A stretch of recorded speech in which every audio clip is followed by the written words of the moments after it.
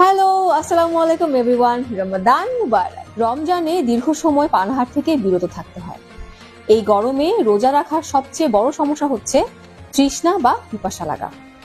সেহরি খাওয়ার উপর দিনের পিপাসা অনুভব অনেকটাই নির্ভর করে। এমন কিছু খাবার আছে যা সেহরিতে খেলে সারাদিনের পিপাসা অনুভব কম হবে।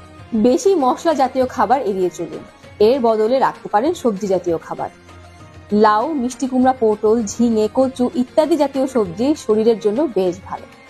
কম মশলাযুক্ত খাবার খেলে সারাদিন পানির পিপাসা কম লাগবে। এর সাথে রাখতে পারেন সেহরিতে লাল চালের ভাত।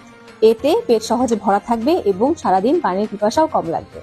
ভাতের সাথে রাখতে পারেন এক টুকরো মাছ অথবা এক টুকরো মুরগি এবং আধা কাপ ডাল। এর সাথে 1 কাপ দুধ রাখতে পারেন। ভাত খেতে না চাইলে রাখতে পারেন রুটি, দই চিড়া অথবা দুধ কর্নফ্লেক্স। ইফতারে তো খেজুর সবাই খায়, সেহরিতেও রাখতে পারেন 2 থেকে 4টি খেজুর। এতে সারাদিন পানির পিপাসা কম লাগবে। সেহরিতে কখনোই একসঙ্গে বেশি পানি পান করবেন না, এতে কিন্তু পানির পিপাসা কমবে না। ইফতারের পর থেকে সেহরির আগ পর্যন্ত অল্প অল্প করে তরল খাবার খান।